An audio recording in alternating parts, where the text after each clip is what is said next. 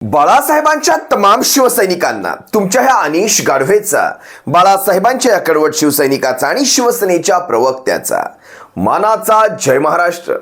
नुकताच धर्मवीर 2 हा चित्रपट प्रदर्शित झाला आणि बॉक्स ऑफिसवर तुफान आपटला. हा चित्रपट बॉक्स ऑफिसवर आपटण्याची अनेक कारणं आहेत. आजवर आपण अनेकदा पाहिलंय, चित्रपटाचं नाव वेगळं, बाहेर ट्रेलर वेगळे दाखवायचे आणि आतमध्ये चित्रपट हा वेगळा असतो. अगदी तसंच या चित्रपटाच्या बाबतीत घडलं. धर्मवीर दिघे साहेबांच्या व्यक्तिमत्वावर आधारित असलेला हा चित्रपट असं दाखवण्याचा, असं भासवण्याचा एक प्रयत्न झाला, जेणेकरून प्रेक्षक सिनेमागृहाकडे वळतील. पण आतमध्ये ज्यावेळेस पाहिलं तर धर्मवीर दिघे साहेबांचं व्यक्तिमत्व कुठेही नव्हतं किंवा त्याचा वास्तव्याशी काही संबंध देखील नव्हता. वास्तव वेगळं, चित्रपट वेगळा, आतलं कथानक संपूर्णपणे वेगळं. आणि ह्या कथानकाचा उपयोग म्हणजे धर्मवीर दिघे साहेबांच्या नावाचा उपयोग आपल्या राजकीय अजेंड्यासाठी केला गेला होता. ज्यावेळेस सुजाण मराठी प्रेक्षकांना हे जाणवून चुकलं की या चित्रपटामागे काहीतरी एक वेगळी स्टोरी आहे, आपलं राजकीय जे काही षडयंत्र आपण घडवलं त्याला कशा प्रकारे धर्मवीर दिघे साहेबांकडनं प्रेरणा मिळाली, असं जे तर्कसंगती जुळवायचा जो प्रयत्न झाला तो प्रेक्षकांनी चांगलाच हुडकला. आणि त्यानंतर प्रेक्षकांनी या चित्रपटाला दुसऱ्याच दिवशीपासून जी काही पाठ फिरवली, तरी देखील पहा, मला वाटतं देशातला हा एकमेव चित्रपट असावा ज्याच्यामध्ये थिएटर संपूर्णपणे रिकामी असताना बाहेर हाऊसफुलचे बोर्ड दाखवले होते. तुम्ही पहा ना, तुम्ही जर कुठल्याही थिएटरच्या ऑनलाईन त्यांच्या वेबसाईट असेल किंवा ते ऑनलाईन आपण बुकिंग करतो त्याच्यावर जाऊन तुम्ही जर पाहिलात धर्मवीरला, तर सगळ्या सीट्स तुम्हाला रिकाम्या दिसतात. तरी देखील तरडे म्हणतायत हाऊसफुल चाललाय, असाच चालला तर 100 कोटी 200 कोटी 500 कोटी 1000 कोटी कमवेल. वा रे वा, जाऊ दे, ह्या भागात आपल्याला जायचं नाही. त्या चित्रपटाचं यश अपयश हा त्यांचा भाग राहिला. पण लक्षात घ्या, इथे बदनामी जर कुणाची झाली तर ती धर्मवीर दिघे साहेबांची झाली. धर्मवीर दिघे साहेबांचं व्यक्तिमत्व जे जसं नव्हतं कधी, कारण धर्मवीर दिघे साहेबांसोबत ज्यांनी तो काळ काढलाय असे ज्येष्ठ वरिष्ठ शिवसैनिक सारं बोलतात की नेमकं ह्या चित्रपटात दाखवलेले प्रसंग आणि खरेखुरे धर्मवीर दिघे साहेब हे अतिशय वेगळे होते. अगदी हे टोक आणि हे टोक तुम्ही म्हणू शकता, इतका फरक. तोच एक प्रयत्न मी पुन्हा इथे करणार आहे, कारण आज अशा व्यक्तिमत्वाला आपण शिवसेना एक वादळवर घेऊन येतोय. ही मुलाखत जरी मी घेतलेली नसली, मी स्वतः त्यांच्यासोबत घेतलेली नसली, तरी देखील अमोल देसाई, दख्खन मीडियाचे अमोल देसाई यांनी ही मुलाखत घेतलेली आहे. ही मुलाखत थोडीशी मोठी आहे शिवसैनिकांनो, जवळपास 50 मिनिटांची ही मुलाखत आहे. हिला खरं तर मी 2 भागांमध्ये दाखवण्याचा प्रयत्न करणार होतो, पण तसं केलं असता ती लिंक तुमची जुळली नसती आणि त्यातला तो रस निघून गेला असता, कारण ही मुलाखत इतकी उत्कृष्ट आहे. आपण नंदू गोरुले सरांची ही मुलाखत ऐका, कारण नंदू गोरुले सर यांचा परिचय मी तुम्हाला पुन्हा करून देतो, बऱ्याच जणांना तुम्हाला ते परिचित असतील. नंदू गोरुले सर यांनी धर्मवीर दिघे साहेबांसोबत जवळपास 12-13 वर्षांचा काळ काढले, जवळपास दशकभरापेक्षा जास्त काळ काढलेला आहे.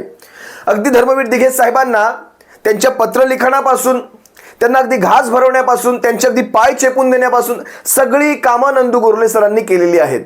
लक्षात घ्या, म्हणजे त्यांना शिष्य म्हणण्यापेक्षा त्यांना भक्त म्हटलात तरीही चालेल आणि त्यांना ते आवडतं. मी धर्मवीर दिघे साहेबांचा भक्त आहे आणि आपण सारे ठाणेकर, आपण सारे धर्मवीर दिघे साहेबांचे भक्तच आहोत.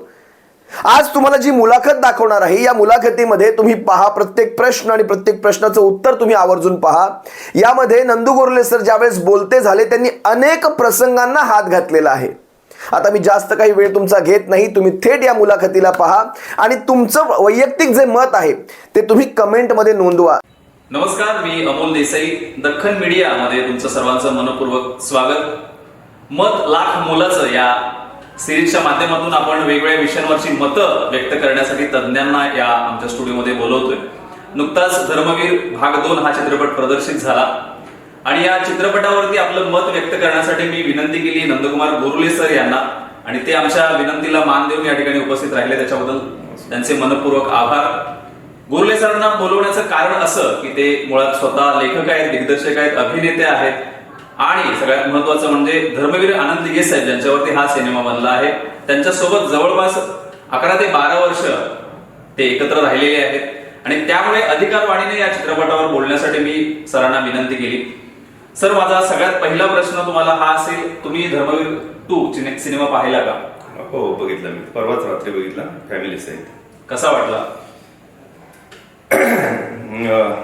आसामीमध्ये सुनीताबाई देशपांडे म्हणतात बघा, ही मुंबई आहे कित्येक लाख लोकांनी अव्याहत चालवलेला हा एक गोंधळ आहे. तसं हा सिनेमा बाबतीत हे एक नाटक आहे आणि अनेक लोकांनी घातलेला तो एक गोंधळ आहे. मला आश्चर्य वाटतं की प्रवीण तरडेंसारखा एक चाणाक्ष दिग्दर्शक एवढा गोंधळून गेलेला मी पहिल्यांदा बघितला. त्यांच्या अनेक कलाकृती मी पाहिलेल्या आहेत. त्याच्या दिग्दर्शनाची मला पद्धती माहिती आहे. त्याचं कारणही असं असावं तरडेच्या गोंधळाचं की त्यांना शेवटच्या क्षणांपर्यंत त्यांना वरून आदेश येत असावेत की बाबा हे वगळ, यात हे घाल, हे पात्र घुसळ, ते काढून टाक. कारण महाराष्ट्रातलं राजकारण जसं दोलायमान होत होतं, वारं फिरत होतं, त्यानुसार त्यांचे ते वरून आदेश असतील. आणि तो मला पिक्चर गंडल्यासारखं वाटला पूर्णपणे. पहिल्या सिनेमामध्ये तुम्ही होता, तर या सिनेमामध्ये तुम्ही न दिसण्याचं काय कारण होतं? नाही, ती मी माझ्या मागच्या एका मुलाखतीत पण सांगितलं की माझे तरडेंशी खटके उडायला लागले, कारण त्यात दिघेसाहेब नव्हते हो. बरं, पहिल्या सिनेमामध्ये थोडेफार तरी दिघेसाहेबांचा वास आला, कारण मी 55 दिवस होतो. याशिवाय त्यांचं ते गुवाहाटी, गोवा, सुरतचं विमान पण टेक ऑफ नव्हतं झालं. त्यामुळे शिंदेनी पण दचकत दबकत, तरडेनी पण तसंच, कारण त्यांनी शिवसेना सोडलेली नव्हती. त्यामुळे त्या सिनेमामध्ये थोडासा सत्याचा अंश सापडला मला. इव्हन प्रसाद ओकने देखील एवढ्या इंटेन्सिटीने त्यात काम केलं, त्यामुळे लोकांना तो भावला. पहिला पार्ट होता. त्यानंतर त्यांच्या लक्षात आले की माझी विचारधारा वेगळी आहे. मी खरा आनंद बघतोय दिघेसाहेबांचा. तिथे मी तडजोड नाही करणार पैशासाठी किंवा ह्याच्यासाठी. मग त्यामुळे मला नाही बोलवलं त्यांनी. काय हरकत नाही, मला ते एकार्थी बरं पण वाटलं की आता मला तुम्ही याच पद्धतीचे वेगळे प्रश्न विचारला असतात, आता मी बिनधास्त बोलू शकतो. दुसऱ्या सिनेमात नाही. प्रसाद ओक यांचं पहिल्या चित्रपटातील किंवा पहिल्या भागातील काम आणि या भागातील काम याच्याबद्दल काय बोलणार? प्रसाद मला निराश वाचला. मी तेवढा चोखंदळ आहे. माझी स्वतःची नाट्यसंस्था आहे. मी तपश्चर्या केलेली आहे अभिनयाची. प्रसाद पहिल्या भागामध्ये इव्हन मी प्रसादला म्हणालो होतो, तुला मी इतके पुरस्कार मिळवून देईन ना. मी जरा आमूलाग्र रात्रंदिवस प्रसादला मी शिकवत होतो आणि त्याने आता ते कृतज्ञतेने मान्यही केलेलं आहे. चांगला मित्र आहे माझा. या सिनेमात त्याला वाव नव्हता, कारण प्रसाद कधीही मराठी सिनेमासृष्टीमध्ये आत्ता तो सुपरस्टारच आहे ना. त्या मनाने शिंदेचा रोल केलेला क्षितिज दाते हा जबरदस्त कलावंत आहे अभिनय म्हणून. काल मी त्या सिनेमामध्ये अभिनय बघितला आणि केशवराव दातेंच्या कुटुंबांमधला आहे तो. त्यांचं ते हे आहे. पण प्रसादोपेक्षा क्षितिजच भाव खाऊन गेला ना सिनेमात. तो एक असेल किंवा धर्मवीर नंतर त्या सिनेमा मागचा हेतू महाराष्ट्राच्या लक्षात आल्यानंतर एखादी जरी बातमी धर्मवीरबद्दल समाज माध्यमावर आली की खाली शेकड्याने नव्हे हजाराने शिव्या मिळत होत्या लोकांना. आणि त्यामुळे तो एक नकारात्मक भाव किंवा ती निराशा ती कलावंताच्या चेहऱ्यावर दिसते. मला ती प्रसादच्या पण जाणवली. सर, चित्रपट हे समाज परिवर्तनाचं माध्यम आहे. चित्रपटात जे दिसतंय त्याचा प्रतिबिंब समाजात उमटत जात आहे. हल्ली बरेचसे चित्रपट, ऐतिहासिक चित्रपट म्हणा किंवा या चित्रपटासारखं बायोपिक बनतं, तर या चित्रपटाचं एक चित्रपट म्हणून काय विश्लेषण करा? कसं आहे तुम्हाला सांगतो, आता चरित्रपट किंवा हा तर प्रोपगंडा फिल्म आहे, कारण एकनाथ शिंदेचं चारित्र्य स्वच्छ दाखवण्यासाठी केलेला हा प्रयत्न दिसतो. मी तर असं म्हणेन की कपडे धुण्यासाठी टाईड पावडर वापरली जाते, इथे यांचं चारित्र्य धुण्यासाठी टीडी पावडर वापरली गेली आहे, तरडेने देसाई. तर हा सिनेमा प्रोपगंडा आहे. परंतु बघा तुम्ही, उरी सिनेमा निघाला होता, तुम्हाला आठवतं 2019च्या दरम्यानमध्ये उरींचा फायदा मोदींना झाला. कारण सिनेमा प्रोपगंडा तुम्ही करताना ना फक्त लोकांच्या डोक्यामध्ये ते सीड्स, बीज टाकायचं असतं फक्त. याने डायरेक्ट झाडच लावायचा प्रयत्न केला. सरळ सरळ क्लिअर कट बाळासाहेबांपेक्षा दिघेसाहेबांपेक्षा एकनाथ शिंदे मोठे आहेत. आणि ते मग लोकांना भावत नाही, कारण आत्ताची तुमची जी तरुण पिढी आहे ना ती खूप हुशार आहे. ही तात्काळ 1-2 सेकंदामध्ये सोशल मीडियावर जाते आणि पटकन फॅक्ट तपासते आणि ते मग कळते की बाबा तद्दन खोटं आहे सगळं. आणि त्यामुळे हा सिनेमाचा हा हेतू त्यांचा फसलेला आहे असं म्हणा. बुमरँग झाले, त्यांच्यावर उलटले. तुम्ही महाराष्ट्राला दिघेसाहेब कळून देता त्यांची खोटी प्रतिमा रंगवता त्याच्यामागे मी किती श्रेष्ठ आहे, मी त्यांचा चेला वगैरे दाखवायला गेलो. एवढे जवळ नव्हते एकनाथ शिंदे, एवढे जवळ दिघेसाहेबांच्या नव्हते. त्यांच्यासोबत अवरात्र आम्ही राहिलो होतो ना. आता किती नावं घेऊ त्यांची, तर बिचाऱ्यांचा कोणाचा त्यात मागणूसही दिसत नाही दोन्ही सिनेमामध्ये. मला वाईट वाटतं. म्हणजे वाडा, मोखाडा, जव्हार, पालघर, बोईसर, भाईंदर, अगदी कल्याण, भिवंडी, कुठे म्हणजे सर्वदूर पसरलेला ठाणे जिल्हा, आवडवे ठाणे जिल्हा आहे. कितीतरी माणसं, आता मला नावं घेता तुमचा एपिसोड संपून जाईल. पण निदान दिघेसाहेबांच्या सोबत त्यांच्या शरीराभोवती त्याचा दिवसभर त्यांचा दिनक्रम निहाळणारे, त्यांची सेवा करणारे, त्यांच्या मदतीला त्यांच्या कार्यामध्ये सहकार्य करणारे असंख्य लोक होते ना. मी जसं त्यांचं पत्रव्यवहार सांभाळत होतो, माझ्यासोबत विजय चव्हाण होता, माझ्यासोबत ज्ञानेश्वर गायकवाड टायपिंगला तिथे असायचा. मंदार मराठ येऊन बसायचा, संजय देवकर येऊन बसायचा, सकाळी अरुण असायचा, रामभाऊ असायचे ऑफिस साफ करायला, खाली एकनाथ, हा एकनाथ नाही, खाली चहावाला एक एकनाथ होता, तो असायचा, हरिभाऊ पाचटे होते साहेबांचा हात बाहेर करणारे, जावळे होते, शिवराम होते, जगदीश थोरात येऊन बसायचा, देवकर बुवा येऊन बसायचे, मयेकर होते.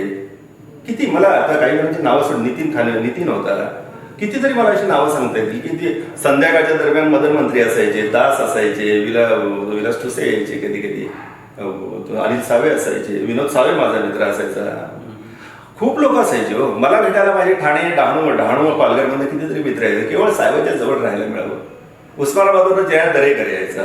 तर ही सगळी मंडळी होती, यांचं कुठेही तिथे मागमूस नाहीये. आणि मला आणखीन एक गोष्ट सांगायची वाटेल की जेव्हा मी पहिल्या सिनेमासाठी मला जेव्हा तरडेंनी बोलावलं मला, तेव्हा मला थोडं अरे साहेबांनी सांगितलं इथे दिघे साहेबांच्या जवळचं आणि ऑफिसचं कोणीच बोलवायचं नाही. मी खरं मला आश्चर्य वाटलं, कारण मी सेटवर गेल्यानंतर तिथं कोणीच दिसलं नाही. कारण मी इथून जे कोल्हापुरातून कल्पना घेऊन गेलो होतो दिघे साहेबांच्या सिनेमा, म्हणजे तिथे किती लोक जमले असतील, आपले सगळेच दिसतील मला, म्हणजे तिथे कोणच दिसलं नाही. आणि दुसरी गोष्ट खरी म्हणजे या पहिल्या सिनेमाच्या आधी 3 वर्ष आधी माझा सिनेमा रेडी होता, टाडा नावाचा, TADA, ठाण्याचा आनंद दिघे असाही नावाचा. पण माझी तेवढी पोत नाही, पैसे नाही, ते सगळं मला नाही ते नाही जमत मला. पण ती मी त्यासाठी फिरलो होतो, रवी फाटक यांना पण भेटलो होतो, माझ्यातून नाही सिनेमा झाला. आता कोणतरी करते म्हटल्यानंतर मला आनंदाचं भरतं झालं, मी तिथे हजर झालो. आणि मग कुणालाच बोलवायचं नाही, मग नंदू बोरले कसा काय तिथे हजर झाला साहेबांच्या एवढ्या जवळचा. तर त्यांनी मला सांगितलं की खूप हुशार आहे तो, खूप त्याला तो मला पाहिजेच, आणि शिवाय तो कोल्हापुरात राहतो, त्याचा उपद्रव बोलले काही नाही असं होतं. त्यामुळे मी त्या पहिल्या सिनेमाला, जर तुम्ही प्रश्न पहिल्यांदा विचारलात ना, त्यासाठी मी त्या सिनेमामध्ये होतो, दुसऱ्या सिनेमात नाही.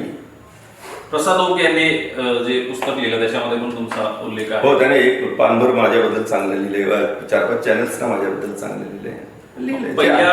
पहिल्या चित्रपटात त्यांची जी भूमिका होती, त्या कॅरेक्टरचं कॅरिकेचर असेल, चालणं बोलणं, तर त्याबद्दल काय सांगाल की कसं मार्गदर्शन केलं होतं? कसं आहे ना, दिघे साहेब कसेच त्यांच्या आयुष्यातले प्रसंग अनेक लोक सांगते.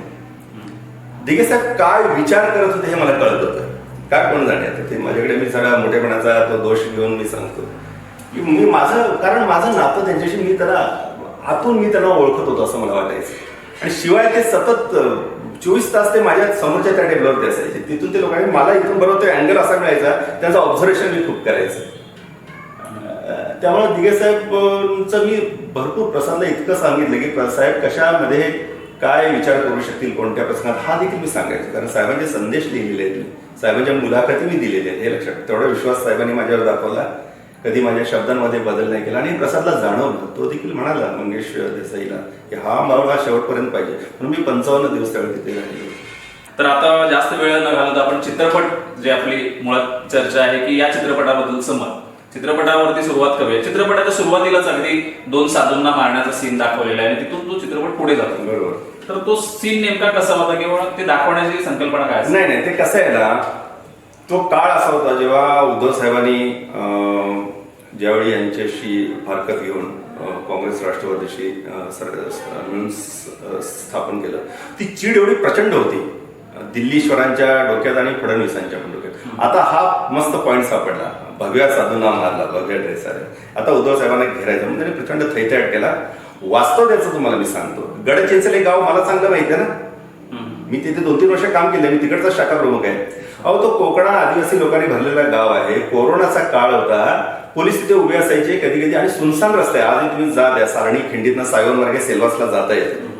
आणि तिथे त्या आदिवासींना मीठ मिरचीसाठी देखील पोलीस बाहेर सोडत नव्हते. आणि त्यात एक अफवा उठली की कोणी लोक येत आहेत आणि लहान मुलांना पळून येऊन त्यांच्या किडन्या काढतायत. आदिवासी माणसं एकतर ते पांढऱ्या कपड्यांना, मुळात ते कपड्यांनाच घाबरणारी. आता कुठे ते आदिवासी समाज आमचा आपल्यामध्ये मिसळायला लागला नाही, तर आपल्याला फार शत्रू समजायचे आदिवासी. आणि आदिवासी एकटा आदिवासी अत्यंत भित्रा, झुंडीने आला की त्यांच्या एवढा खतरनाक कोणी नाही. तर ते आदिवासी तिथे असताना हे त्याच्यात आवडीत सापडले. हे जे 2 साधू आपण म्हणतो, साधू होते काय होते, भगवे कपडे तरी घातलेले होते. तर त्या रागाच्या भरात हेच ते असतील म्हणून एकदा मारायला सुरुवात झाली. झुंडीचं मानसशास्त्र तुम्हाला माहिती आहे, एकाचा हात पडला की सगळ्यांचा पडता. फार कशाला, विश्वास वळवी नावाचा माझा मित्र आहे, शिवसैनिक आहे. तो त्या काळामध्ये त्या गरीब लोकांना काहीतरी अन्नधान्य द्यावं, त्यांना काहीच मिळत नव्हतं ना, म्हणून एक पुढे आपली कार आणि मागे टेम्पो घेऊन गेला होता. तो टेम्पो देखील आदिवासींनी त्याच गावात फोडला होता. म्हणजे त्यांना त्या काळामध्ये बाहेरचा पुणे आला, आम्हाला बाहेर सोडत आणि हे कसे भटकत आहेत. आणि त्या काळामध्ये झालं. उद्धव साहेबांनी काय चूक केली त्याच्यामध्ये सांगा ना. ते झाल्यानंतर साहेबांनी लगेच सीआयडीला आदेश दिला. नंतर तुमचं सरकार आल्यानंतर त्या सीबीआयकडे तुम्ही केस सोपवली. एवढा थैथयाट करून आज त्या प्रसंगाला आज पकडलं 150-200 लोकांना पकडलं, आज 5-6 जण आतमध्ये आहेत. एवढं सगळं होऊन तुम्ही सीबीआयकडे केस सोपवली. आज 2.5 वर्ष उलटून गेलीत. काय झालं तुम्हाला त्या साधूंविषयी, त्या भगव्या कपड्यांविषयी काय आहे काही नाही. त्यामुळे एक लक्षात घ्या, उगाच काहीतरी कशासाठी तरी कुणाला तरी दोषी ठरवता कामा नये. कारण तो अत्यंत सेन्सिटिव्ह माणूस आहे, संवेदनशील माणूस आहे उद्धव ठाकरे. मी नाही, त्याच्या विरोधातले विरोधी पक्षातले पण माणसं त्यांच्याबद्दल बोलतात. एका नव्याने मी सांगायला नको आहे. आणि हिंदू साधूंना मारलं असा जो एक देशभर सगळा गदारोळ उठवला गेला. हिंदू साधूंना मारलं, कोणी मारलं? हिंदूनीच मारलं ना. साहेबांच्या हिंदुत्वाची गोष्ट सांगणाऱ्या या चित्रपटात स्वातंत्र्यवीर विनायक दामोदर सावरकर यांचे सीन आहेत किंवा ज्येष्ठ अभिनेते शरद पोंक्षे यांचे जे सीन दाखवले, तर त्याच्याबद्दल काय म्हणतात? साहेबाचे असलं हिंदुत्व नव्हतं. हे असं बेरकी बेगडी हिंदुत्व याचा पुरस्कार साहेबांनी कधी नाही केला. किंबहुना ज्यांना इतिहास माहीत असेल शिवसेनेचा, त्यांनी लक्षात घ्यावं की साहेब सीकेपी होते. आणि हे असे हे तथाकथित सनातन हिंदुत्ववादी जे म्हणतो ना आपण, शेंडी जाणवेवाले, यांच्या ताब्यातनं कसं साळसूपणे साहेबांनी आपसूक शिवसेना वाढवली, त्यांच्या ताब्यातमध्ये हिंदुत्व घेऊन. शिवसेनेला कशी खासदारकी प्रकाश परांजपेंना घेतली यांना माहीत नाही. आणि साहेब सीकेपी होते. तसे तुम्हाला माहिती आहे एक विवेकानंद देखील सीकेपी होते. शिकागोला ज्यावेळी विवेकानंद त्या ब्राह्मण समाजाच्या ह्याच्यासाठी हिंदुत्वाचं हे करण्यासाठी गेले, त्यावेळी विवेकानंदांना विरोध झाला होता इथल्या याच लोकांच्याकडनं. कारण हा सीकेपी आहे, हा मांस मच्छी खातो, हा सिगारेट ओढतो, अशा टाईपचं काय काय त्यांच्यावरती झालं होतं. लक्षात घ्या काय आहे ते. आणि म्हणून भगवा ड्रेस हा विवेकानंदांच्या व्याख्येप्रमाणे भगवा रंग हा चितेच्या ज्वाळांचा रंग विवेकानंद म्हणायचे, जो समाजासाठी जळाला त्यागाचा रंग असं म्हणतो. तो घालण्याचा अधिकार विवेकानंदांना होता, तसा या आनंदाला पण होता दिघे साहेबांना. पण दिघे साहेबांनी कधीच भगवा रंग घातला नाही. असा हिंदुत्वाचा या सिनेमामध्ये जे दाखवलंय त्यांनी कट्टर पुरस्कार वगैरे हिंदुत्वाचा, त्यांच्या तोंडून मी हिंदू हा शब्द ऐकला का लक्षात घ्या कधी? एवढ्या म्हणजे 12 वर्षामध्ये त्यांचं हिंदुत्व वेगळं होतं हो. त्यांचं हे असलं हिंदुत्व नव्हतं.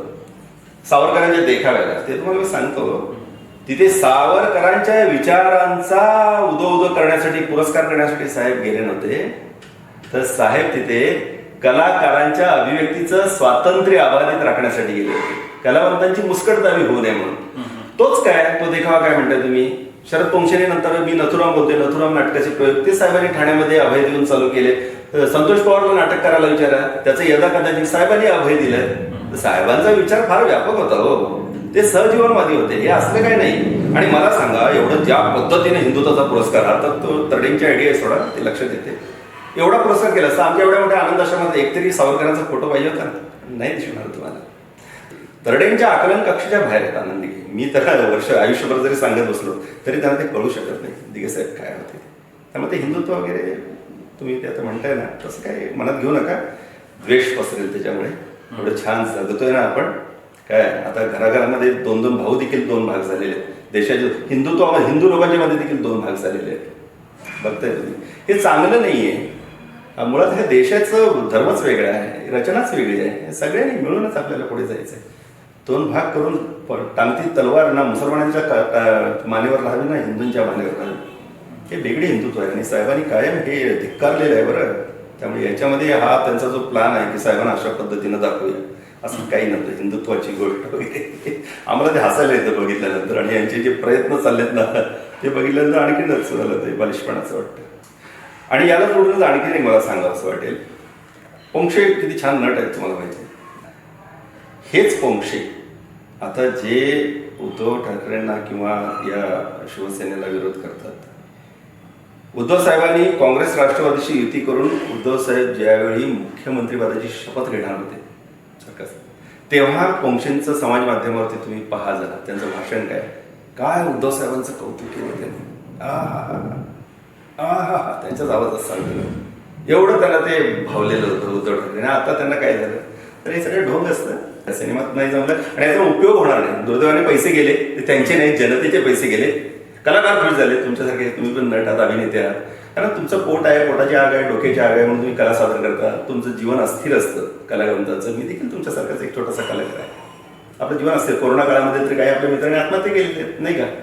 तर यामुळे सिनेमासाठी त्यांना पैसा मिळावा हे सगळं ठीक आहे, पण याचा अर्थ त्या कलावंतांना तुम्ही विकत घेतल्यासारखं होत नाही. कारण मध्ये एकदा निर्माते मंगेश देसाईंची क्लिप तुमच्या कानापर्यंत आली की नाही मला माहित नाही, माझ्याकडे आहे ती. त्यांनी सरळ सरळ तुमच्या अभिनेत्यांना शिव्या घातल्यात. त्यांनी या सिनेमाचं तुम्ही प्रमोशन का नाही करत, आय घाल्या हो, हे इच्छो तुम्हाला पार्ट 3 मध्ये काम करायचे की नाही, तुम्हाला पेमेंट मिळालं म्हणजे झालं का वगैरे वगैरे, ते वाईट केले. ते मला अनेक कलावंतांचे, धर्मवीर या 2 मध्ये देखील काम करणारे अनेक कलावंतांचे, मला ज्येष्ठ कलावंतांचे फोन आले, हे किती वाईट बोललाय मंगेश म्हणून. तरी मंगेशने असं करू नये, एवढी डोक्यात हवा जाऊ नये. तू निर्माता नाहीच आहेस, तुझी कपॅसिटी, तुझी प्रतिभा काय, किती त्याची मर्यादा काय, तुझी कुवत काय ते आम्हाला माहित आहे. तुझं नशीब आहे, आता खा, पैसे खा, मजा कर, मोठा हो, जा, आम्हाला काही पडलेलं नाही. पण सगळ्या कलावंतांना जर तू असं म्हणत असेल तरी वाईट आहे ना. मला सांगा, तुम्ही अभिनय म्हणून काम करता, तुमच्यावर जबाबदारी असते प्रमोशनची का नाही ना. तुम्ही काम करायचं, 4 पैसे मिळतात ते घ्यायचं आणि यायचं. हा, त्यासाठी आहे ना तुमच्याकडे 33 देशांमध्ये ज्यांचं बंड फेमस झालं ते एकनाथ शिंदे, एवढी मोठी शक्ती तुमच्या मागे आहे. महाशक्ती, अजस्त्र महाशक्ती दिल्लीची तुमच्या मागे आहे, एवढं मोठं झी तुमच्या मागे आहे, प्रचंड अलोट संपत्ती आहे. त्याने प्रमोशन करावं ना. छोट्या छोट्या कलावंतांनी काय तुमचं प्रमोशन करावं, आणि ते बिचारे काय टाकणार फेसबुकवर, काही एखादी पोस्ट टाकायचं तर खाली शिवे येत आहेत. ते सावधपणे भूमिका म्हणतात, त्याने ते करू नये असं मला वाटतं. या चित्रपटामध्ये दिघे साहेब आणि शरद पवार साहेबांची जी मैत्री किंवा मैत्रीपूर्ण संबंध दाखवण्याचा प्रयत्न केला आहे, तर त्यांची मैत्री नेमकी कशी होती किंवा नव्हती, काय होतं? हे बघा, मैत्री म्हणजे कधी मी तर कधी पवार साहेबांना भेटताना बघितलेलं नाही. फक्त एकच तुम्हाला मी सांगेन, या सिनेमामध्ये ना की शरद पवारांचा हळूच उदो केला गेला आहे, त्यांना चुचकारण्याचा प्रयत्न झाला आहे. काय तर त्याचं कारण असं, कुठेतरी या लोकांना कोणीतरी माहिती दिली की दिघे साहेबांचे आवडते नेते शरद पवार होते. तर मी तुम्हाला सांगतो मित्रांनो, माझ्याकडे अजूनही तो अंक असेल कदाचित, कुणी छापला मला माहीत नाही, मला शोधावं लागेल. पण त्याच्यामध्ये तुमचा आवडता राजकीय नेता याच्यापुढे दिघे साहेबांनी दिलेली 3 नावं मला माहिती आहे. ते म्हणजे इंदिरा गांधी, बाळासाहेब ठाकरे आणि शरद पवार. त्यात बरोबर आपल्या सोयीचं निवडायचं. शरद पवार तेवढं, इंदिरा गांधी पण घ्या, कारण काँग्रेसबरोबर युती केली. इंदिरा गांधीचं त्यांना अपायकारक आहे, त्यांच्या सोयीचं नाही म्हणून ते नाव वगळलं गेलं. असं सोयीचे पात्र घ्यायची, सोयीचे संवाद टाकायचे, हे या सिनेमामध्ये भरपूर रेल चेल काय म्हणतो ना आपण, तसं आहे या सिनेमात मी बघितलं. या सिनेमामध्ये राज ठाकरे साहेबांचे पण काही प्रसंग आहेत, तर त्या संदर्भात काय बोलाल? अगदी. आता मला कळत नाही, राज ठाकरेंचा प्रत्यक्ष गौरव केला गेला त्याच्यामध्ये. म्हणजे राज ठाकरेंसारखा झंझावात असताना तुम्ही हे काय निवडलं किनाऱ्यावर वगैरे वगैरे काहीतरी. प्रवीण तरडेंची मला डायलॉगबाजी माहिती आहे कशी असते ती. तर त्याच्यामध्ये मला एक कळत नाही की राज ठाकरेंचा गौरव केला की त्यांचं अवमूल्यन केलं. कारण बघा ना, राज ठाकरे, नारायण राणे यांनी जसं केलं तसं तू न करता अख्खी शिवसेनाच घेऊन जा, म्हणजे त्यांनी केली ती गद्दारी. बघा अप्रत्यक्षपणे काय सूचित केलं गेलंय, त्यांनी केली ती गद्दारी. तू तसं काय करू नकोस, शिवसेनेची गद्दारी वगैरे करू नकोस, तू सगळंच घेऊन जा, आपल्या बापाचा माल असल्यासारखा. अशा टाईपचं काहीतरी ते विचित्र गोंधळलेलं आहे. प्रवीण तरडे पूर्णपणे गोंधळलेले आहेत त्याच्यामध्ये. लक्षात आलं का? त्यामुळे राज ठाकरेंसारखा पाहिजे होता. बरं, त्याच्यामध्ये आणखीन एक तुम्ही बघितलं का गंमत, ती तर आता सगळ्यांना माहीत झालेली आहे. दिघे साहेब गेले 2001ला. 2003च्या महाबळेश्वर अधिवेशनामध्ये स्वतः राजसाहेबांनी उद्धव साहेबांची पक्षाध्यक्ष म्हणून निवड केली बाळासाहेबांच्या उपस्थितीमध्ये. 2006 साली राजसाहेब बाहेर गेले. आणि आता हे शिंदे काय म्हणतात, साहेबांना चुकलंय तुमचं दिघे साहेब, तुम्ही त्याच वेळी सांगा राजसाहेबांना घ्यायला पाहिजे होतं त्या ठिकाणी. कधी, कसं, कुठे, काय, काळवेळ ताळमेळ, अरे काय त्या तारखांचा तरी घोळ निस्तरा ना. सगळं हास्यास्पद झालेलं आहे, लोकांच्या चेष्टेचा विषय ठरलेला आहे तो. सर, या चित्रपटामध्ये एक नागरिक, ठाण्यातला एक नागरिक एकनाथ शिंदे यांना बाळासाहेबांच्या विचारांविषयी मार्गदर्शन करतोय असा प्रसंग दाखवला गेलाय, तर त्याच्याबद्दल काय सांगाल? ती आठवण दिली जाते की बाळासाहेब असं म्हणाले होते की काँग्रेसची मी घरोबा करण्यापेक्षा हे दुकान बंद करून टाकेन. भाषणाच्या ओघामध्ये एखादं बाळासाहेबांच्या तोंडी गेलेलं वाक्य किती दिवस तुम्ही कुरवाळत बसाल तुम्ही, कळलं का? त्याच बाळासाहेबांची अजून काही भाषणं बघा, त्यानंतर काय म्हणालेत साहेब म्हणालेत, मी या कमळीबाईबरोबर जेवढं चाललंय माझं ते ठीक चाललंय, पण उद्या उद्धवच्या हातात गेल्यानंतर उद्धव जो निर्णय तात्काळ त्या काळानुसार घेईल तो मला मान्यच असेल. कारण काळबद्ध बाळासाहेब द्रष्टे होते, त्यांना माहीत होतं पुढे हे असं घडणार आहे. त्यांचा अजिबात विश्वास नव्हता यांच्यावरती. आणि काँग्रेसचं दुकानामध्ये बाळासाहेबांनी आणीबाणीला पाठिंबा दिला होता, भेटायला गेले होते. कित्येक ठिकाणी काँग्रेसची बाळासाहेबांनी युती केली आहे. काँग्रेसला काय खरूच झाली आहे का, मला काही कळत नाही ना. मला सांगा ना तुम्ही, 70 वर्षे लोक त्यांना निवडून देतात, काही उगाच देतात का? आणि 70 वर्षामध्ये मी उपाशी माणूस आधाशासारखा खातो, तसं 70 वर्षानंतर ही मिळालेली सत्ता आता ही ओरबाडल्यासारखे सगळे आता हे BJPचं जे चालू आहे ते आपण बघतोय. तर काँग्रेस अशी वाव त्या राहुल गांधीला पप्पू पप्पू म्हणून तुम्ही हिणवत होता ना, आज किती 1000 किलोमीटर तो माणूस चालला ना पायी. हां, हादरा दिला की नाही त्याने आता मला सांगा. दिल्लीमध्ये बूड हल्ले, किती जरी असं करून खोटा आणून बाबा आम्ही तिसऱ्यांदा पंतप्रधान झालो म्हणाल, ते तुम्हाला कळलेलं आहे देशाचा नूर बदललेला आहे. राहुल गांधीची प्रतिमा सुधारलेली आहे. लोकसभेला महाराष्ट्रामध्ये काय केलं महाराष्ट्र जनतेने हे देखील तुम्हाला सगळं माहिती आहे. युपी योगीची म्हणताना युपीमध्ये कसा दणका फटका पडला यांना हे माहिती आहे. त्यामुळे बाळासाहेबांचं तेवढंच वाक्य तुम्ही हे घेऊ नका, लक्षात आलं का. बाळासाहेबांचं तुम्ही ते भाषणातलं वाक्य घेण्यापेक्षा बाळासाहेबांनी उत्तरार्धामध्ये आयुष्याच्या थरथर त्या हाताने ज्यावेळी म्हटलं इमान राखा, या उद्धवला आधी त्याला सांभाळा, हे लक्षात ठेवायचं का ते लक्षात ठेवायचं? हे ठेवा ना, हे ठेवा तुम्ही लक्षात. ते नाही बरं तो नागरिक कोण तो सांगत थेरडा म्हणाला म्हणून वगैरे ते सुषमा अंधारेंचं ते एक दाखवलेलं आहे त्याच्यामध्ये नाही का. हां, सुषमा अंधारे आल्या कधी? आत्ता जुम्मा 4 दिवस झाले सुषमा अंधारे शिवसेनेत आल्या. तुम्ही कधी त्यांच्या येण्याची तुम्हाला चाहूल लागलेली आहे? आणि त्या बाळासाहेबांना काहीतरी बोलल्या. ती बाई कायद्याचा अभ्यास आलेली आहे, फटकळ म्हणता येणार नाही पण सडेतोड बाई आहे ती, माघार घेत नाही, विद्वान आहे आणि ती बाई बाबासाहेबांची परमभक्त आहे. तशी नसती ना तर ती तुमच्याकडे आली असती ना. तिने पडती बाजू घेतली कारण ती उद्धव साहेबांची न्यायाची बाजू होती. बाबासाहेबांनी शिकवलं, धडाकेबाज बाई आहे ती, धमक काय अंगात म्हणून ती इकडे आली आणि तिने उद्धव साहेबांना उचलून धरलं ना. झालं गेलं ते सगळं काय बोललं. मग तुम्ही म्हणाला नव्हतात का? एकनाथ शिंदे पण म्हणाले होते ना, मी यांच्या मांडी लावून बसू शकत नाही. मग ते काय म्हणायचं, आता बसलंय ते. या चित्रपटामध्ये शिवाय ट्रेलरमध्ये देखील एक गोष्ट दाखवली गेली, म्हणजे बुरखाधारी महिला साहेबांकडून राखी बांधायला गेली आणि मग ते तिच्या घरी गेले, मग तिच्या नवऱ्याला मारलं. तर असे प्रसंग कधी घडायचे का? मी मगाशी म्हटल्याप्रमाणे साहेब सहजीवनवादी होते. त्यांचं सगळ्या जाती धर्म काही ते मानत नव्हते, पण त्यांना त्यामध्ये देखील कळायचं देशभक्त कोण, देशप्रेमी कोण आणि देशद्रोही कोण. आता साबिरभाई शेख आमचे ते मुसलमान होते ना, ज्या खुर्चीवर आज शिंदे बसायला घाबरतात त्या शिंदेवरती साबिरभाई शेख घेऊन बसायचे आणि साहेब दिघे साहेब हात बांधून त्याच्या बाजूला उभे राहायचे, कारण तिथे त्यांना तो मुसलमान दिसतच नव्हता. लक्षात.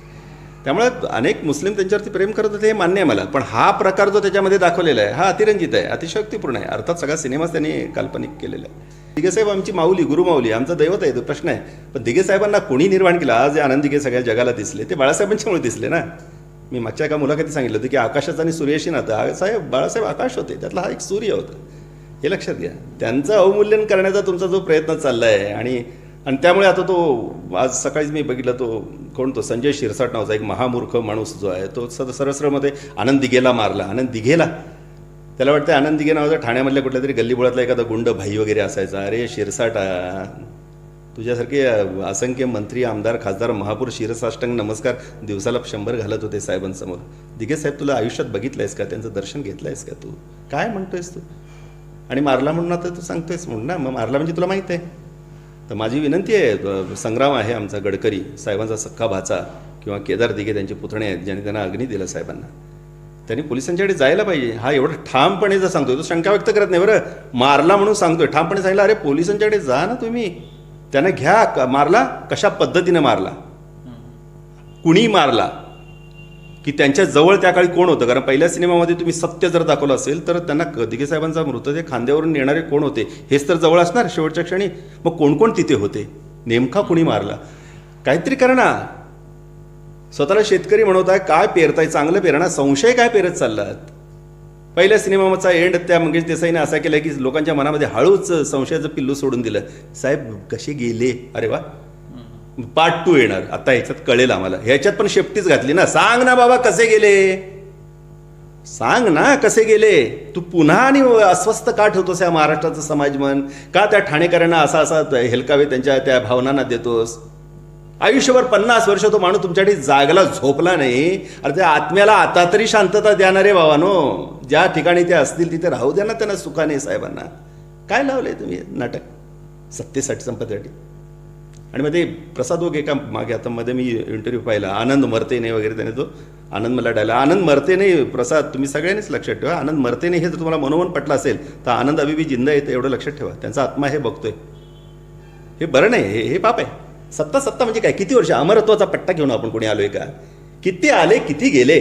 जग थांबलेलं आहे का? तुम्ही या महाराष्ट्राची काय लांछनास्पद तुमचं जे वर्तन आहे, काय महाराष्ट्राची छितू संपूर्ण देशभर तुम्ही जी छितू चालवलेली आहे, कुठं राजकारण कशा पद्धतीनं कुठे घेऊन चाललात तुम्ही राजकारण? बनवा सिनेमा, त्यामध्ये काय ते सत्य दाखवा. तर या सिनेमामध्ये दिघेसाहेब वारंवार हात जोडताना, रडताना, लोकांकडे विनवणी करताना असे दाखवलेले आहेत, तर नेमके ते तसे होते का? साहेब खूप सोबर होते, खूप नम्र होते. हे सगळं जरी मान्य केलं, साहेबांच्या डोळ्यातून अश्रू कधी बाहेर पडलेले बघितले नाही. एवढा निग्रही, निश्चयी, हटयोगी माणूस होता तो. साहेबांची आई गेल्यानंतर देखील बघितलं नाही. आणि तुम्ही त्या हिंदुत्वाचं म्हणता, त्यामुळे साहेबांनी केस बीस पण नाही काढले. ते हिंदुत्व मान्यच नव्हतं त्यांना. प्रबोधनकारी हिंदुत्व, बाळासाहेबांचं हिंदुत्व, ते हिंदुत्व त्यांचा पुरस्कार करत होते. आणि ग्लिसरीन टाकून घळा साहेबांना, एवढा गलितगात्र झालेले, एवढा कमजोर माणूस होता का तो? अहो, माझ्यावर हल्ला झाला, मला तर साल आठवत नाही, मला अक्षरशः असा मारला होता. शिवजयंतीची वर्गणी मागायला रात्री मी गेलो होतो एका ठिकाणी पेट्रोल पंपावरती, आणि रात्री 2:30ला गेलो होतो. अर्थात तो काळ आमचा धामधुमीचाच होता. आणि माझ्या जवळजवळ 8-12 फ्रॅक्चर होते माझ्या अंगावरती. हे सगळं डोकं फुटलं होतं, इथे 18 टाके होते. आणि मला सिव्हिलला आणून असा अंडरगार्ड ठेवला होता, कारण माझ्यावरतीच वरती दरोड्याची केस टाकली होती, म्हणजे मला मारून वरती दरोडे. रात्री 3ला साहेब आले होते एकटेच. 2nd फ्लोअरला अंडरगार्ड आहे सिव्हिल हॉस्पिटलला ठाण्याला. डबल जाळी लावून आतमध्ये मला असं टाकला होता. बाहेर 2 हवालदार होते. रात्री आल्यानंतर साहेबांनी फटाफट मला उघडलं, बाहेर आणलं. साहेबांच्या पाया पडलं आणि खाली मान घालून उभं राहिलो. कुठे गेला होता साहेब? वर्गणी मागायला गेलो होतो. रात्रीचाच गेला होता ना? खाली मान घातली मी. पण ते रात्रीचाच गेला होतास ना, त्यावेळी साहेबांच्या डोळ्यातली वेदना मी बघितलेली आहे माझ्याविषयी. ही केवळ माझ्याविषयी नाही, आपल्या प्रत्येक कार्यकर्त्याविषयी, किंबहुना समाजातला जो दीनदलित, वंचित, दुःखित माणूस आहे, प्रत्येकाशी ती वेदना होती. ती आम्हाला ओळखता यायची. ती तुम्हाला ओळखता आली नाही, ती दाखवता येत नाही, म्हणून घळा ग्लिसरीन टाकून त्यांना रडताना दाखवलं. पहिल्या सिनेमामध्ये तायडे म्हणून ते काय त्या बलात्कार झालेल्या मुलीसाठी काय असं नव्हतं ना. मग केवळ गद्दाराला माफी नाही एवढ्यावरनं जर त्यांना तुम्ही टाळा लावताय, तर तिथे तर त्यांनी खून केलेला दाखवलाय साहेबांनी, नाही का? पहिल्या सिनेमामध्ये तुम्ही बघा ना. आणि मुळात गद्दाराला माफी नाही हे वाक्य नव्हतं. मी त्यांना सांगितलं होतं तरड्यांना, वाक्य ते असं आम्ही बोर्ड लावला होता, शिवशाहीचा न्यायदंड, गद्दारांना मृत्यूदंड. पण ते डेंजर पडलं असतं, म्हणून ते मी त्यांना तरड्यांना मी सांगितलं ते सौम्य करा आणि गद्दारांना माफी नाही असं ते करा म्हणून. सर, तुम्ही एक मला मागच्या आपण मुलाखतीत प्रसंग बोललेला की तुमच्याबद्दल जेव्हा जे कोर्टात आले आणि पटकन तुम्ही निघाले, तर एवढी पॉवर असताना ते एखाद्याकडं मला बाहेर सोडा म्हणून हात विनवणी करू शकते? नाही, ते हात विनवणी अमोलजी करू शकतील, ते असं नाही, कारण ते मुळात इतके नम्र होते. आणि म्हणून तर त्यांनी माणसं जिंकली ना, मनं जिंकली त्यांनी जिवंतपणे. त्यांच्या रामाकृष्णाचे फोटो जांभळी नाक्यावरती 10-20 रुपयाला मिळायचे रस्त्यावरती, त्याच वेळी दिघेसाहेबांचे फोटो 70 रुपयाला विकले जायचे. म्हणजे परमेश्वराच्या 7 मोठे होते. तो भाग झाला. पण कुठे हात जोडणं, कुठे नम्र होणं, सामान्य याला देखील ते नम्रतेने हात जोडायचे, शाळेच्या शिपायाला देखील नम्रपणे हात जोडायचं. पण याचा अर्थ ते भेदरट होते, डरपोक होते नाही. त्यांचा दरारा, त्यांची ताकद काय होती, तो आता तुम्हाला प्रसंग ऐकायचा म्हणून सांगतो. 11 महिने मी आतमध्ये होतो. आणि त्यानंतर मला जेव्हा माणूस जास्त काळ राहतो अंडर ट्रायल जेलमध्ये, त्यावेळी केस लवकर लागते. माझ्या 11 महिन्यात केस लागली. आणि माझा 11 महिन्यामध्ये साहेबांनी सतीश सामंत वकिलांना सांगून 3 वेळा बेल मारायला लावली हायकोर्टामध्ये, म्हणजे माझा जामीन व्हावा. 3 वेळेला माझी बेल फेल गेली, कारण मला त्या डहाणू भागामध्ये एवढा प्रचंड विरोध झालेला होता. मी छोटासा माणूस, पण माझे शत्रू मोठे मोठे होते, आमदार, खासदार हे सगळे. आणि शिवसैनिक असल्यामुळे एक्झॅक्टली शिवसेना मी उपशाखा प्रमुख होतो. उपतालुका प्रमुख रमेश शेट्टीच्या नेतृत्वाखाली तिथे काम करत होतो डहाणू त्या भागामध्ये. त्यावेळी आमचा उपतालुका प्रमुख बाळू कामतची देखील तिथेच त्याच काळामध्ये हत्या झाली होती. आणि मी ते गाजवलं होतं, टेरर होतो मी दोन्ही गोष्टी माझ्या आहेत. मी टेरर पण आहे आणि मी डेअरिंग करतो पण. माणूस 2 प्रकारचा असतो, एक डेअरिंगबाज असतो आणि एक डेअरिंग करतो. मी दोन्ही करतो. तर ते तिथे हलवून टाकलं होतं मी. आणि त्याचा मला नुकसान एवढं झालं, हल्ले झाले, 2 तडीपाऱ्या झाल्या. नंतर अर्थात साहेबांच्याकडे गेल्यानंतर माझ्या आयुष्याला वेगळं वळण लागलं. तर तो प्रसंग तसा होता की खोटे ओळख परेडसाठी माणसं आणून ना, मी गुन्हेगार म्हणून माझ्यावरती खोटी केस टाकल्याने माझा जामीन नाही झाला. आता सगळे मला जेलमध्ये तर पोचलेले वकील असल्यासारखे ते आरोपी असतात जन्मठेप लागलेले, ते मला सांगायचे की अरे भाई तेरे को तो लगने वाले 15-20 वर्षाची. मी मग शांत होतो, पण मला आतून असे काहीतरी वाटत होतं की मला काही नाही होणार असं. आणि मग ज्यावेळी मला आणला कोर्टामध्ये, ज्यावेळी माझा निकाल लागणार होता, माझी बहीण साहेबांच्याकडे गेली ऑफिसला. साहेबांनी बहिणीला सकाळी बघितलं, आणि तू तिकडे बस म्हणाले. आणि साहेब तिथे बहीण माझी बसून राहिली आणि साहेब बाहेर गेले. बहिणीचा थरथराट झाला की आता कोर्टात मला आणलेलं आहे. कोर्ट जवळच जांभळी नाक्यावरती, सेशन कोर्ट त्यावेळी. त्यावेळी पालघर जिल्हा नव्हता. आणि माझ्या भावाला आता लागली असेल तर सजा. आज त्याचा निकाल आहे. ती हवालदिल झाली, पोटात पाणी नाही, अन्न नाही, ती बसली आहे नुसती. आणि परत साहेब यायचे, परत काय ते काम कर, परत निघून जायचे. असं करता करता संध्याकाळ झाली. 5 वाजल्यानंतर बहिणीला वाटलं माझ्या भावाला तिकडे नक्की शिक्षा झाली असणार. 6 वाजल्यानंतर तर कोर्टच बंद होतं. तिने सगळी आशा सोडली. 6ला हा गडी बाहेर आला साहेब ऑफिसमध्ये. जा तू कोर्टात जा, बहिणीला म्हणाले. आणि ती धावत पळत अजूनही माझ्या डोळ्यासमोर तो प्रसंग उभा आहे. ताई कशी माझी चालत आली, मी असं वरतून आशेनं बघत होतो गेटकडे खाली, माझ्यासमोर 2-3 आरोपी होते आणि ताई अशी पळपळ आली, मुलं येत आहेत मागणं, म्हणजे साहेब येत आहेत. आणि नंतर हा वाघ आमचा आला, गण्या होता त्यावेळी, गण्या आता वारला, एक काळाकुट्टा आमचा कार्यकर्ता होता. दोघे तिघेच पोरं घेऊन आले अशा मस्तपैकी दुसऱ्या माळ्यावरती आली. हवालदाराने मला चहा मागवला होता, त्यातला चहाचा एक घोट घेतला, माझ्या गालाला हिंचोत एवढंच म्हणत मिश्किलपणे असं केलं. कोर्ट बंद झाल्यामुळे जस्ट त्याच्या केबिनमध्ये येऊन थांबला होता. ती केबिन बरोबर आमच्या समोर होती, पडदा असा झाकलेला होता. मला असं केलं, साहेब त्या केबिनमध्ये घुसले, अगदी अर्ध्या मिनिटामध्ये बाहेर आले आणि सरळ चालू पडले त्या जिन्याकडे. दुसऱ्या सेकंदाला हवालदाराने पटापट आमच्या हातकडे काढल्या, कारण आम्हाला उभं करायचं होतं जस्ट समोर. आम्ही जाऊन सगळे उभे राहिलो थरथरत. काय तो क्षण मला आठवत नाही की नेमकं काय आता 20 वर्ष आयुष्याचं तारुण्य जाते की काय. आणि जजने आमच्याकडे असं बघितलं, हे पहा तुम्हाला सगळ्यांना निर्दोष सोडून देण्यात येते.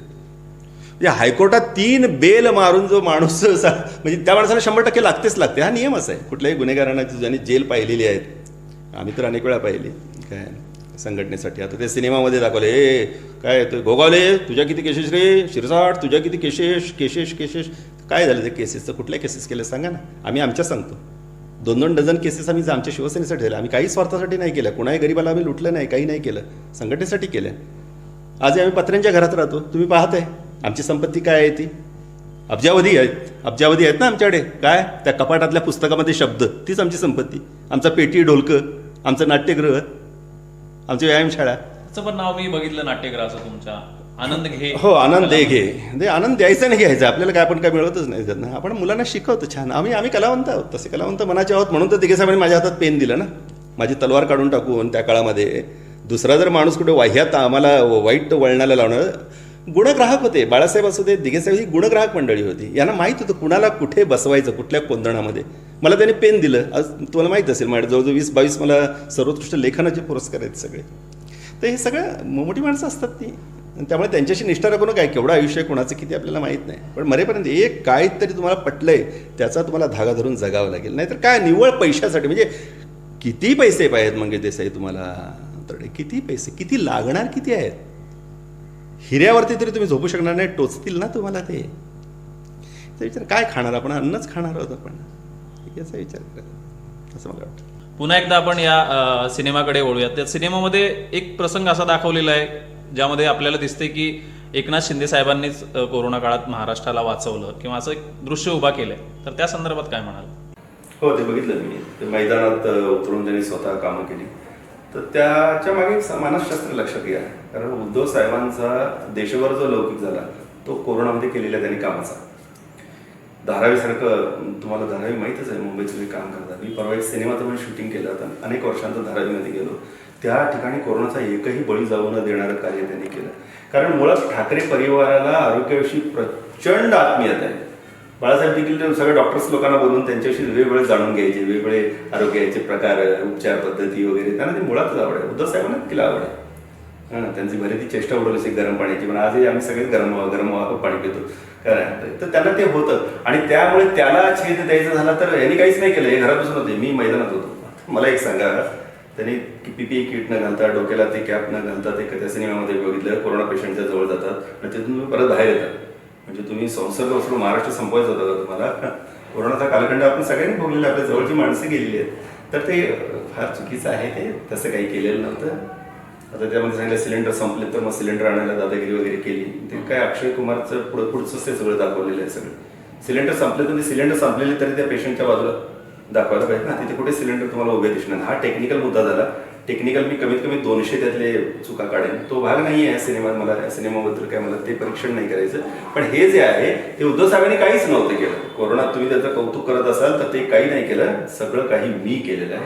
हा माणूस घरात होता हे दाखवण्याचा तो एक केविलवाणा प्रयत्न त्यांचा दिसतोय त्याच्यामध्ये.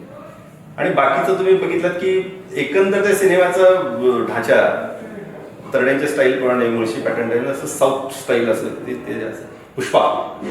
तर दिघे साहेब पुष्पा नव्हते, दिघे साहेब पुष्प होतं, एक फुल होतं. असं हळूवारपणे घेऊन त्या पाकळ्यांचे पदर उलगडायला पाहिजे होते. याने खस दिशी ते तोडायचा प्रयत्न केला आणि मग खस दिशेला काटा त्यांच्या पोटात उचलेला.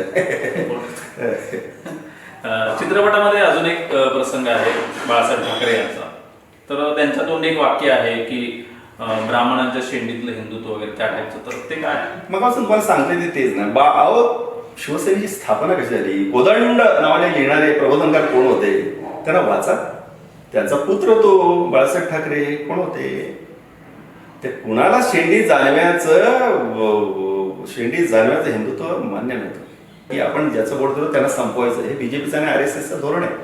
ज्यावेळी प्रचंड अपमान व्हायला लागले तेव्हा उद्धवजीने हा निर्णय घेतला आणि अतिशय योग्य वेळी घेतला. भले त्यांना हा मोठा झटका बसेल पण असे झटके पचवण्यात ठाकरे तरवेज आहेत. त्यांनी पचवला. तर विधानसभेत पण आता दिसते गुप्तचर खात्याच्या अहवालानुसार पुन्हा महाविकास आघाडीचं सरकार आहे. ती माणसं खरी आहेत असं माझं मत आहे. म्हणजे मी त्यांचा समर्थक आहे शिवसैनिक आहे म्हणून नाही, खरंच ती माणसं खरी आहेत. या सिनेमामध्ये असं दाखवलं गेलंय दिघे साहेब वारल्यानंतर एकनाथ शिंदे यांनी सांगितल्यानंतरच पिंडाला कावळा शिवतो किंवा मृत्यूनंतर देखील दिघे साहेबांचं दर्शन एकनाथ शिंदे यांना होतं. तर या प्रसंगाबद्दल काय बोला? करू नये, पाप आहे ते. म्हणजे तुमच्या आपल्या मराठीमध्ये म्हटलं जातं की मड्याच्या टाळूवरचं लोणी खाणं. मी तर मड्याच्या टाळूवरचं लोणी खाणाऱ्याला देखील मी क्षमा करेन. भूक लागली असेल त्याला. पण मड उकरून खाणाऱ्या अघोरी लोकांना काय म्हणावं. किंवा शिंदे म्हणतात पिंडाला कावळा शिवतो. शिंदेच्या स्वप्नामध्ये दिघे साहेब येतात. मी उद्या म्हणू शकत नाही. मी तर तुमच्यापेक्षा तसा जास्त जवळचा होतो ना. माझ्या हातावर ते गाडीमध्ये झोपलेले आहेत. मी हॉस्पिटलमध्ये त्यांना लग्न करून आंघोळ घातलेली आहे. त्यांना भरवलं आहे. त्यांच्या पायाला कैला जीवन सोडलेलं आहे. विचारा ना, खूप लोक सांगतील मी काय केले ते. माझ्या अनेक प्रमाद त्यांनी पोटात घातले. ते माझ्या स्वप्नात यायला हवेत. आलेही होते पण ते कधी साहेब गेल्यानंतर 1-2 वर्षांत आले होते. आले मी माझ्या लहान मुलीला घेऊन असं पुढे गेलो. साहेबांना साहेब म्हणून हाक मारतोय. टेमी नाक्यावरनं साहेब तिकडे तलावकडच्या दिशेने चालू पडतात. मला वाटतं माझे साहेब माझ्याशी का बोलत नाही. बेबीच्या देटापासून ओरडत त्यांच्या मागे जातोय. साहेब बघतच नाही. तलाव पार करतात. मी मागणं पुरीला घेऊन साहेब साहेब साहेब साहेब साहेब बघतच नाही. तलाव पार झाल्यानंतर एक नाला दिसला मला. अशी एक रेल्वेचा ब्रिज दिसला आणि एक नाला वाहतोय. त्या नाल्यातनं साहेब पलीकडे गेले आणि अखेरीस असं जीवाच्या आकांताने मी त्यांना हाक मारले, साहेब. साहेबांनी माझ्याकडे वळून बघितलं आणि हसत त्या नाल्यातनं नग्न होऊन आले माझ्याकडे. मला कळे ना त्या स्वप्नाचा अर्थ. मी सकाळी उठल्या ताबडतो पाठीचं स्वप्न. ठीक आहे, ऑफिसला फोन केला. हरिभाऊने फोन उचलला. म्हटलं हरिभाऊ ठाण्यात सगळं बरं आहे ना. म्हटलं काय रे. आणि मला साहेबांचं असं स्वप्न म्हटलं. हरिभाऊ काय म्हणावे, ओसडीच्या साहेबांची पुण्यतिथी हे स्वप्न आहे. तर मी माझ्या मुलाच्या डोक्यावर हात ठेवून सांगतो हे खरं स्वप्न आहे. सांगावं त्यांनी सांगावं आपल्या मुलाच्या डोक्यावर हात ठेवून की दिघे साहेबांना मला असा साक्षात्कार झाला आणि तू सगळी शिवसेनाच घेऊन निघून जा आणि मी वाटेत तुझ्या आलो तर मला बाजूला करून ते हिंदुत्वाला मिटिंगला. हिंदुत्व वा हिंदुत्व काय हो. हिंदुत्व काय भयंकर शब्द झालाय ना या देशामध्ये. वाईट आहे, वाईट आहे. तर हे असं आहे. तर तुम्ही तुमच्या प्रश्नाचं उत्तर मिळालं ना तुम्हाला. तर असं काही नाही आहे. ते कावळ्याला पिंडाला कावळा बिवळा शिवणारा कावळा हजर करा ना तो. सिनेमामध्ये एक प्रसंग असाही आहे की एकनाथ शिंदे हे ऑफिसच्या बाहेर बसलेले असतात आणि एक महिला येते आणि रोहित शिंदे असं म्हणते आणि मग त्यावेळी त्यांचा इगो हट झाल्यासारखं काहीतरी प्रसंग आहे. मग ती बाहेर जाण्याचा निर्णय घेते. त्या प्रसंगाबद्दल काय वाटतं? कोण होती ती इंग्रजी बोलणारी तरुणी. काय संबंधीचा हुईज एकनाथ शिंदे. एकनाथ शिंदे माहित होते ना सगळ्यांना. हुईज शिंदे म्हणाले ठीक आहे तिला माहित नसेल कदाचित. पण केवळ हुईज शिंदे म्हणून धुमसणारे ते एकनाथ शिंदे दाखवतो जाता शिंदे काय म्हणून तुम्ही गद्दारी केली का. त्या तरुणीवरती चिडून केली. कशासाठी केली. हुईज शिंदे. सर तुम्ही पहिल्या सिनेमात होता. मंगेश देसाई यांचा चांगला परिचय असेल तुमचा. पण त्यांनी खरोखर घर विकून हा चित्रपट केलाय का? मंगेश माझा आता मित्र झाला. नंदू भाऊ भाई काय नंदू भाऊ मला म्हणे. नंदू भाऊ तुम्हाला माहित नाही माझी काय तारांबळ उडाली आहे. मी घर विकलं. खोटं आहे ते. तसं काही नाही आहे. प्रचंड पैसा आहे त्यांच्या पाठीशी. आता तर फ्रीमध्ये शो वगैरे दाखवले चालले. पॉपकॉर्न हातामध्ये दिले चालले. घर वगैरे काय विकलं नाही. घरं किती घेतली असेल मला काय त्याचा असूया नाही आहे. सोडा लक्ष्मी कुणाला पसंत होईल. आम्ही सारस होत. आमच्यावर शारदेचा आशीर्वाद आहे. आमच्याकडे शब्द आहेत. आमच्याकडे लेखणी आहे. आम्ही छान जगतोय. आम्हाला मुळात आम्हाला महत्वाकांक्षाच नव्हती. आणि माणसाला महत्वाकांक्षा असेल पण ती प्रचंड असावी मान्य मला. राक्षसी नसेल. राक्षसी महत्वाकांक्षामुळे वाटलं होतं. ज्या विषयासाठी तुम्हाला इथं निमंत्रित केलं आम्ही की मत लाख मोलाचं या सिनेमाविषयी तुमचं मत काय आहे ते जाणून घेण्याचा आम्ही प्रयत्न केला. शेवटी जाता एकच प्रश्न विचारतो. प्रेक्षक जे आहेत चित्रपट बघायला जाणार तर त्यांना तुम्ही काय संदेश जातात? मी संदेश काय देणार नाही कारण का मी तसा नाही म्हटलं. आता मी साठीकडे निधी गेला. आता जी तुमची तरुण पिढी आहे ना ही खूप हुशार आहे. आता परवा तुमच्या सिनेटच्या निवडणुकीमध्ये आदित्य ठाकरे या तरुणाने युवासेने 10च्या 10 सीट आणल्या. म्हणजे मला एक बरं वाटलं.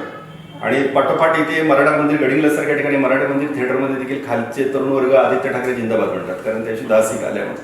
म्हणजे तरुण एवढा चाणाक्ष, एवढा हुशार, एवढा आधुनिक, एवढा नव्याची हौस असणारा, नवं जाणून घेऊ इच्छिणारा, खरं खोट्याची जाण असणारा, देशाविषयी दूरदृष्टी असणारा, हे सगळेच आता तरुण आहेत. त्यामुळे मी कोणाला काही संदेश देणार नाही. तुम्ही पहा सगळ्यांनी, मीच म्हणेन जाऊन सिनेमा पहा तुम्ही पहिल्यांदा काय आहे ते. त्याचा प्रभाव पाडून घेऊ नका हेही मी सांगणार नाही. पडला तर पडला, आज न उद्या ते खरं खोटं ठरणार आहे. मला तर असं वाटतं की सिनेमाचा एंड जो होता शेवटला गुवाहाटी टेक ऑफ अपमान झाल्यानंतर जे केलंय तिथे मला एक असं गमतीने वाटतं अमोलजी की तिथे असं केलं, तिथे एंड न करताना असं केलं, एंड केलं तर करता ब्लॅकआउट आणि मागून एक आवाज पाहिजे होता, काय डोंगर काय झाडी एकदम वाक्यामध्ये आहे, असं एक वाक्य टाकायला पाहिजे. म्हणजे निदान प्रेक्षकांचे पैसे वसूल झाले असे. म्हणजे पुन्हा पुन्हा ते वाक्य ऐकण्यासाठी प्रेक्षक म्हणजे त्याचा ताण आणि ते डोक्यातला गोंधळ जो निर्माता दिग्दर्शकाच्या डोक्यातला गोंधळ जो प्रेक्षकांच्या डोक्यात उडाला आहे ना, तो निदान एकदम मस्तपैकी एक शेवटचा असा एक विनोदी पंच तिथे जायला पाहिजे असं मला वाटतं. त्यामुळे सिनेमात काही राम नाही आहे, मुळातच बनवणाऱ्यांच्या मनामध्ये राम नाही आहे असं आहे. बाकी सगळ्या कलावंतांना मित्रांनो माझ्यातर्फे तुम्हाला शुभेच्छा आहेत. बरं, खूप आपापल्या परीने छान काम केलं तुम्ही, त्याच्यासाठी आपण कलावंत आहोत, करत राहा. धन्यवाद सर, तुम्ही आमच्या विनंतीला मान देऊन आलात. आम्हाला जे दिघे साहेब मुळात जे होते किंवा चित्रपट हे जे माध्यम आहे कसं आहे, काय आहे, चित्रपट कसा बघायला पाहिजे, तर हे तुमच्यापर्यंत पोहोचवायचं होतं आणि आम्ही तो हा छोटासा प्रयत्न केलेला आहे. दिघे साहेबांच्या बद्दलचा तुमचा एखादा अनुभवातला प्रसंग असेल तोही तुम्ही कमेंट करून मध्ये सांगू शकता. पुन्हा एकदा धन्यवाद सर. धन्यवाद. धन्यवाद.